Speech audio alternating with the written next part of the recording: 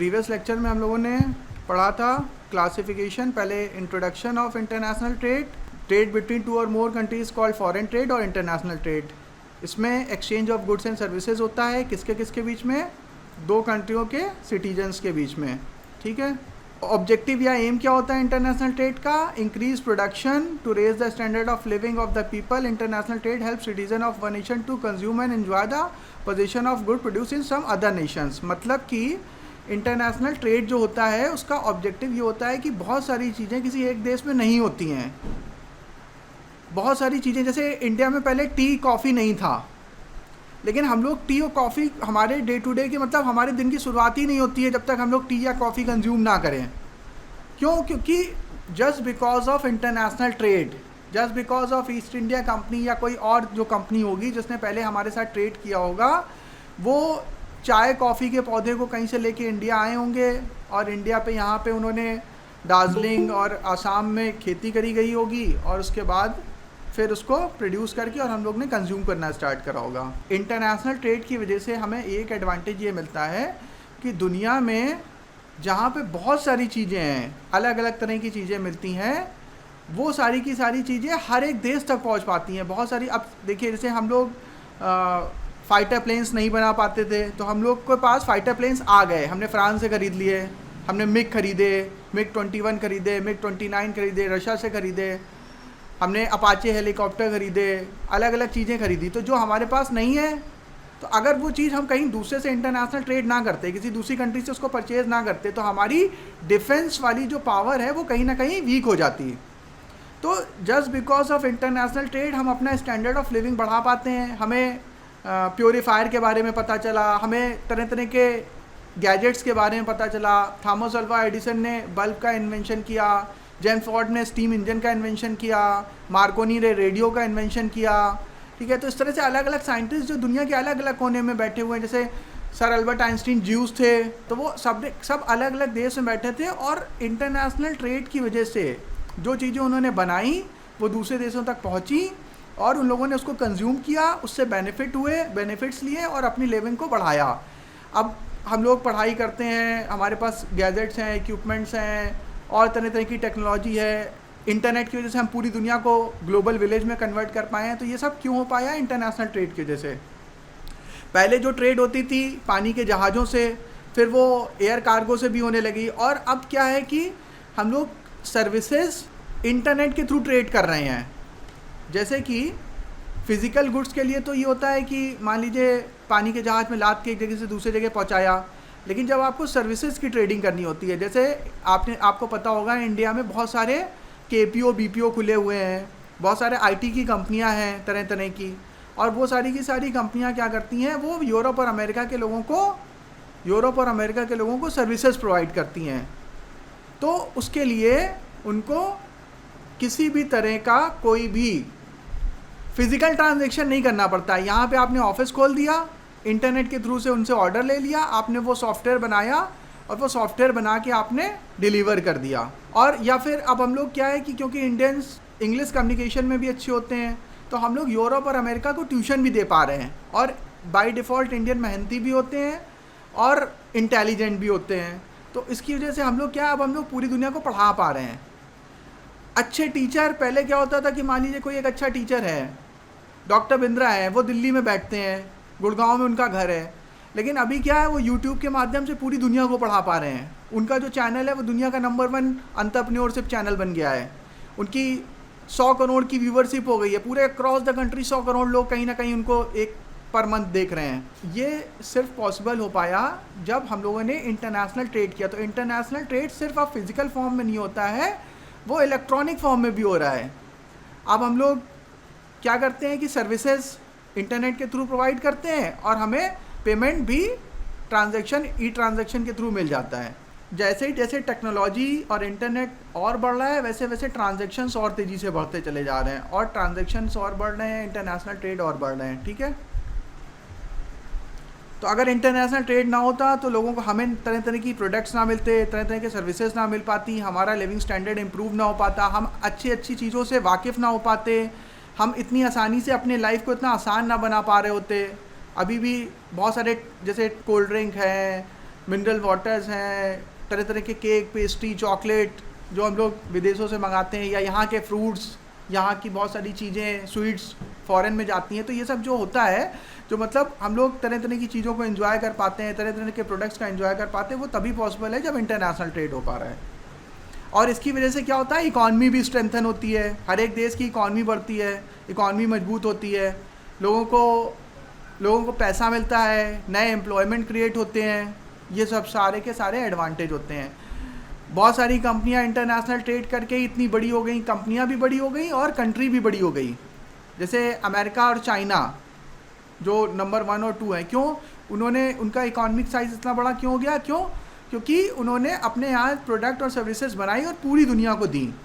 तो ये फैसिलिटी जो इंटरनेशनल ट्रेड करेगा जितना ज़्यादा, उसकी कंट्री भी उतनी ज़्यादा प्रॉस्परस होगी, उसकी इकॉनमी का साइज़ भी बहुत ज़्यादा बढ़ेगा। क्लासिफिकेशन हम लोगों ने कर ही लिया था, टाइप्स देख लिए थे, कैरेक्टरिस्टिक्स डिस्कस कर रहे थे। तो पहला कैरेक्टरिस्टिक्स था, और मैंने एक क्वेश्चन आप लोगों को और दिया था। मैंने कहा था थोड़ा सा इसके बारे में रिसर्च करके आइएगा। रिसर्च क्या करने के लिए दिया था मैंने?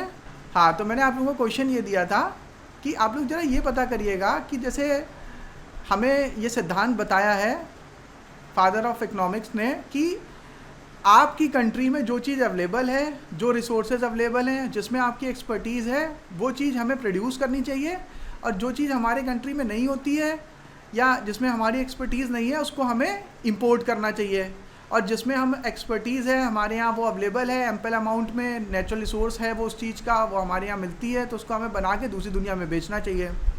तो आप लोग लेकिन इस बात से बहुत ज़्यादा इत्फाक नहीं रख रहे थे। आप ये कह रहे थे कि नहीं, सारी चीज़ें बनाने की कोशिश करनी चाहिए, ऐसा कुछ था मेक इन इंडिया के तहत। ये क्वेश्चन को थोड़ा सा और देखिए, अगर कोई आंसर देना चाहे कि किसी को कुछ आंसर मिला क्या इससे रिलेटेड। बाइकॉट चाइनीज़ प्रोडक्ट, ये सही है कि गलत है? कुछ 4-5 लोगों का मुझे इस पर ओपिनियन चाहिए। बाइकॉट चाइना सही है कि गलत है? देखिए, सिद्धांतों के हिसाब से तो गलत है, जो इंटरनेशनल ट्रेड में और जो एडम स्मिथ कहते हैं। आप लोगों का क्या कहना है? सर अपने पास भी तो पहले अल्टरनेट होना चाहिए ना, जब तो बाइकआउट कर सकते हैं सर। अभी तो अपने पास भी रिसोर्सेज नहीं है, तो बाइकआउट कर देंगे, यूज़ कैसे करेंगे? देखिए, बाइकआउट चाइना पे वरुण मल्होत्रा जी ने वीडियो बनाया था, वो उनका आखिरी वीडियो साबित हुआ। क्या हुआ कि मतलब उसके बाद से मुझे नहीं लग रहा कि उन्होंने कोई वीडियो बनाया है। चाइना मतलब जो देशभक्त लोग हैं, उन्होंने उनको इतना ट्रोल किया कि वो IIM का एलुमनाई है बंदा, और बहुत नॉलेजेबल है, फाइनेंस में बहुत तगड़ी पकड़ है। मतलब मैंने बहुत सारी चीज़ें उनसे भी सीखी हैं। उन्होंने शायद उसके बाद से वीडियो नहीं बनाया, 1-2 लाइव सेशन ज़रूर लिए थे, मुझे नहीं लग रहा बनाया था।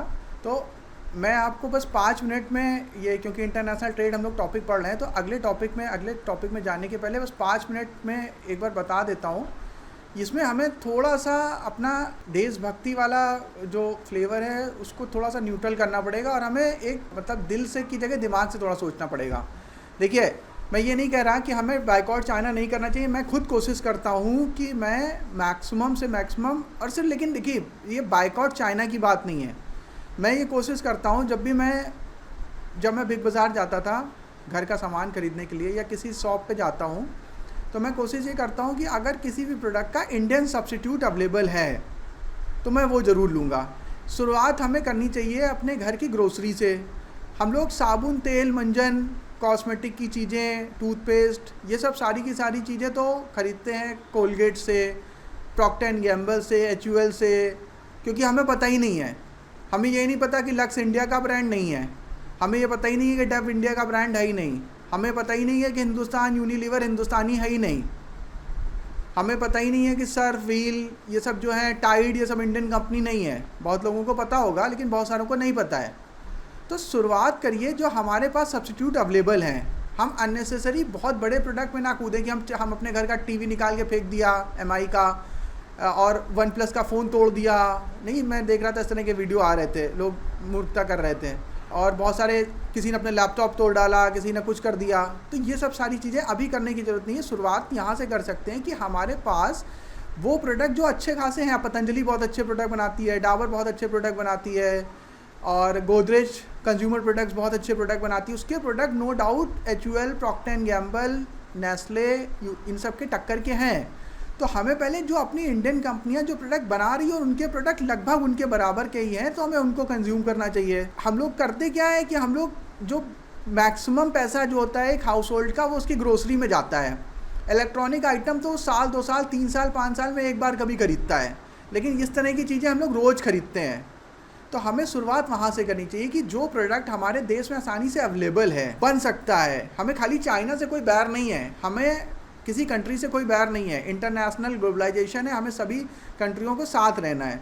हमारा मेन कंसर्न है कि हमें अपने देश से प्यार है और हमें देश को आगे बढ़ाना है, हमें अपनी कंट्री को, अपनी इकॉनमी को मजबूत करना है। तो उसका तरीका क्या है कि आप सबसे पहले जो डे टू डे रोज़मर्रा की ज़िंदगी में इस्तेमाल होने वाली जो वस्तुएं हैं, ग्रोसरी आइटम्स हैं, जो FMCG प्रोडक्ट्स हैं, जो हमारे कपड़े हैं, जूते हैं, रिस्ट वॉच है, जो कि इंडिया में बहुत अच्छी अवेलेबल हैं, उनको पहले इंडियन प्रोडक्ट्स को ख़रीदें। और हम ये एटलीस्ट आइडेंटिफाई कर लें पहले कि कौन सी कंपनियां विदेशी है, कौन सी देश की। हमारा जो स्टूडेंट्स हैं उनको अपने घर के लोगों को पहले एडुकेट करना चाहिए। हमारे घर में मम्मी को नहीं पता होता है कि ये जो प्रॉक्टर एंड कैम्बल है या HUL है वो इंडियन कंपनी नहीं है, या ये जो प्रोडक्ट आता है ये लक्स है, ये HUL का प्रोडक्ट है और हिंदुस्तान यूनिलीवर इंडिया की कंपनी नहीं है, वो ब्रिटेन की कंपनी है। मम्मी को नहीं पता है। तो पहले तो हमें घर वालों को बताना चाहिए कि इससे अच्छे प्रोडक्ट यहाँ पे अवेलेबल हैं। पतंजलि बना रहा है, डाबर बना रहा है, गोदरेज बना रहा है, अपना RSPL बना रहा है। इनके प्रोडक्ट उससे सस्ते भी हैं और क्वालिटी वाइज इक्वल भी हैं। तो हमें पहले उनको इस्तेमाल करना चाहिए। और फिर धीरे धीरे जब हमारी एक्सपर्टीज़ होती जाए, जैसे जैसे हमारी इकॉनमी ऑफ स्केल बढ़ेगा, हमारे खुद के होममेड प्रोडक्ट्स की डिमांड बढ़ेगी, फिर हम उनकी क्वालिटी को और इम्प्रूव कर पाएंगे। हम उनकी क्वालिटी को इंपोर्ट ओरिएंटेड क्वालिटी बना पाएंगे, या उनकी क्वालिटी को ऐसा बना पाएंगे जो ताकि हम उनके प्रोडक्ट्स को इंपोर्ट भी कर पाएँ। वो तभी संभव है जब उनकी डिमांड बहुत आएगी, उनको प्रॉफिट मिलेगा। तो पहले हमें अपने प्रोडक्ट्स की डिमांड बढ़ानी पड़ेगी। जब हमारे प्रोडक्ट्स की डिमांड आएगी तो उनके पास पैसा आएगा, कंपनियों के पास, तो वो नए नए रिसर्च करेंगे और प्रोडक्ट को ऐसा बनाएंगे कि वो एक्सपोर्ट क्वालिटी का प्रोडक्ट बने। जब वो एक्सपोर्ट क्वालिटी का प्रोडक्ट बनेगा तो वो विदेशों में बेचेंगे। जब विदेश में बेचेंगे तो विदेशी मुद्रा मिलेगी। जब विदेशी मुद्रा मिलेगी तो वो फर्दर एक्सपेंशन करेंगे। जैसे कि विप्रो एक FMCG कंपनी थी। डाल्डा का नाम सुना है आपने? Yes sir, yes sir. Wipro. Santoor का नाम सुना है? संतूर साबुन बहुत बढ़िया साबुन होता है। इसको लगाने के बाद त्वचा से उम्र का पता नहीं चलता। वो सारे प्रोडक्ट पता है विप्रो बनाती है। संतूर हो गया, डाल्डा हो गया, ये सारे के सारे जो प्रोडक्ट्स हैं वो विप्रो के प्रोडक्ट। हमारे देश में ऐसी बहुत सारी कंपनियां हैं जो फर्दर डाइवर्सिफाई कर रही हैं। तो मैंने जैसे विप्रो का आपको एग्जांपल दिया कि विप्रो के प्रोडक्ट बहुत अच्छे हैं और जैसे जैसे उनके पास पैसा आता गया तो उन्होंने अपने बिजनेस को डाइवर्सिफाई किया। फिर वो IT सर्विसेज में आ गए और IT सर्विसेज में आए, उन्होंने इतना अच्छा काम किया कि वो इंडिया की टॉप IT कंपनी बन गई। Infosys, Wipro, TCS top IT कंपनियाँ हैं, HCL। और उसके बाद उन्होंने बहुत पैसा कमाया देश के लिए। और उनके जो चेयरमैन और MD हैं अजीम प्रेम जी, उनको तो और उनके साथ वालिद साहब को पाकिस्तान की तरफ से ऑफ़र हो रहा था कि आप आइए हमारे यहाँ। जब देश का बंटवारा हुआ था तो उनको ऑफ़र मिला था कि हम आपको अपना कैबिनेट मिनिस्टर बना देंगे। तब भी वो हिंदुस्तान छोड़ के नहीं गए। इतने बड़े देशभक्त, देश प्रेमी हैं वो। और उन्होंने अपना बहुत पैसा हिंदुस्तान की डेवलपमेंट के लिए दान किया, चैरिटी करी। तो अजीम प्रेम जी साहब जो है बहुत बड़े फिलैंथ्रोपिस्ट हैं। वो टॉप इंडियन मतलब टॉप रिचेस्ट की लिस्ट में भी रह चुके हैं। बाकी वो बहुत ज़्यादा चैरिटी कर देते हैं तो नीचे आ जाते हैं। इस तरह से जब कंपनियां धीरे धीरे ग्रो करती हैं और उनके प्रोडक्ट की डिमांड आती है, उनके पास पैसा आता है, तो वो डाइवर्सिफाई करती हैं नए नए। उसमें फिर आपने देखा होगा कि विप्रो जो है इलेक्ट्रॉनिक आइटम भी बनाने लगा, इलेक्ट्रिकल आइटम भी बनाने लगा। HCL ने लैपटॉप बनाना शुरू कर दिया। तो इस तरह से जब हमारी कंपनियों के पास पैसा आएगा तो वो कंपनियां इन्वेस्टमेंट करेंगी इलेक्ट्रॉनिक इक्विपमेंट्स में। वो प्रोसेसर भी बनाने की कोशिश करेंगी, वो लैपटॉप भी बनाने की कोशिश करेंगी। वो जो चीज़ हम लोग नहीं अभी बना पाते हैं, जो हमारे यहाँ मोबाइल नहीं बनते हैं, प्रोसेसर्स नहीं बनते हैं, कंप्यूटर्स नहीं बनते हैं, वो सब भी हम बनाने की कोशिश करेंगे। लेकिन अगर हम सीधे सोचें कि 1 महीने में हम चाइना के प्रोडक्ट को फेंक देंगे और उसके बाद से सीधे से हम देशभक्त साबित हो जाएंगे, तो ये आप नुकसान कर रहे हैं अपना। क्योंकि अभी अगर हम चाइना के प्रोडक्ट को भेजेंगे तो हम क्या होगा कि हमें विदेशी दूसरे कंट्री के प्रोडक्ट महंगे दुगने तिगने दाम पे खरीदने पड़ेंगे और काम वो वही करेगा। तो इससे उल्टा देश का ही नुकसान होने वाला है, हमारी इकॉनमी ख़राब होगी, हमारा ही पैसा और बर्बाद होगा। तो हमें अभी क्या करना चाहिए, जो चीप एंड बेस्ट है, वैल्यू फॉर मनी है, उसको ख़रीदना चाहिए। वो चाइना को कहीं का हो, इससे फ़र्क नहीं पड़ता है। और हमें कोशिश करनी चाहिए कि जो प्रोडक्ट इंडियन है, जो इंडियन कंपनियां बनाती हैं, अब जो इंडियन कंपनियां नहीं बनाती हैं वो प्रोडक्ट हम किसी भी देश का ख़रीद सकते हैं, क्योंकि उस पर हमारी एक्सपर्टीज़ नहीं है, अभी हमारे यहाँ बनता नहीं है। और फिर जब हम जो चीज़ हमारे यहाँ बनती है वो चीज़ हम अपने देश के ही खरीदेंगे। बाइक, कार, साबुन, तेल, मंजन, ये सब सारे आइटम, ग्रोसरी के आइटम, कपड़े, ये सब सारी की चीज़ें हम अपने देश की कंपनियों की खरीदेंगे। और उससे जब हमारे देश की कंपनियां स्ट्रांग होंगी तो वो इन्वेस्टमेंट करेंगी उन प्रोडक्ट्स पे भी जो कि इंडिया में नहीं बनते हैं, और फिर हम धीरे धीरे इन सब जो विदेशी कंपनियां हैं उनका प्रोडक्ट को छोड़ के हम अपने देश के प्रोडक्ट्स परचेज करने लगेंगे।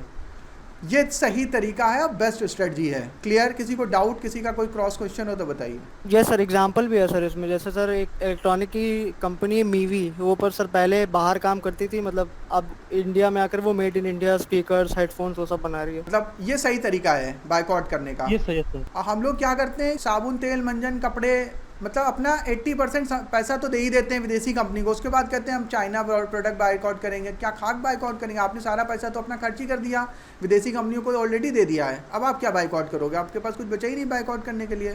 तो आप जो 80% पैसा खर्च कर रहे हो विदेशी कंपनियों को दे रहे हो, वो आप पहले देश को दो। अब देश का साबुन इस्तेमाल करो, देश की चीज़ें इस्तेमाल करो, देश के खाने पीने की चीज़ें इस्तेमाल करो। फिर उसके बाद जब देश में पैसा आएगा तो देश की कंपनियां भी आपको अच्छा रिटर्न बना के देंगी और अच्छे प्रोडक्ट बना के देंगी। और किसी का कोई क्वेश्चन? मेरे ख्याल से ये क्वेश्चन अब हमेशा के लिए समाप्त हो जाना चाहिए, बायकॉट चाइना। यस सर, ये वाला लॉजिक कोई बताता नहीं है सर। ये सर लॉजिक आप लोगों को क्लियर हुआ कि नहीं? यस सर, तो आप लोग, मेरी रिक्वेस्ट है, पहले सब घर में सबको एडुकेट करिए कि पहले तो इंडियन प्रोडक्ट खरीदें, और कोशिश करिए कि जैसे कोका कोला है, पेप्सी है, ये सब चीज़ें अवॉइड करें। जैसे लेज़ है, अब वो पता है इसके बारे में, अब वो चिप्स हैं और पोटैटो चिप बेच रहे हैं। आप उसका रेट उठा के देखोगे तो मान लो उन्होंने 20-30 रुपए का वो आप पैकेट देते हैं। तो उस हिसाब से मैंने एक बार कैलकुलेट करा था तो उसका रेट आ रहा था 2-3 हज़ार रुपये पर केजी। अंकल चिप्स ये सब जो बड़े पैकेट आते हैं उनका रेट आ रहा था। मतलब हमारे यहाँ ड्राई फ्रूट्स यार, बादाम, पिस्ता, काजू, अखरोट, ये 1000 रुपये के अंदर मिल रहा है, और वो हमारे देश का आलू हमें 3000 रुपये में खिला रहे हैं। और हमारे से बड़ा बेवकूफ़ कोई नहीं है जो खरीद के खा भी रहा है। इस एंगल से कोई नहीं सोचता अरे ठीक है 50 रुपये का तो है, अंकल चिप्स खरीद लिया, एक पेप्सी देना, एक कोक देना, 50 रुपये का देना, 100 रुपये अमेरिका को दे के चले आए।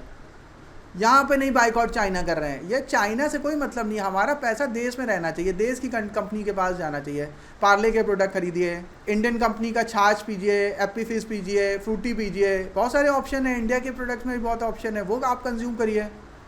ड्राई फ्रूट्स खाइए, वो ज़्यादा सस्ते पड़ेंगे ये जो आप स्नैक्स खाते हैं इनसे। कभी कंपेयर करके देखिएगा। देखा है कभी आपने कंपेयर करके?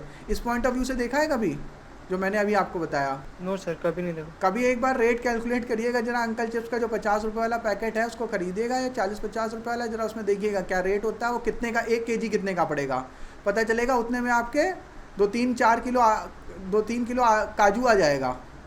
मतलब केजी के हिसाब से अगर आप कंपेयर करेंगे तो ये बहुत ज़रूरी है। तो घर वालों को पहले बताइए, सभी लोगों को, दोस्तों को बताइए।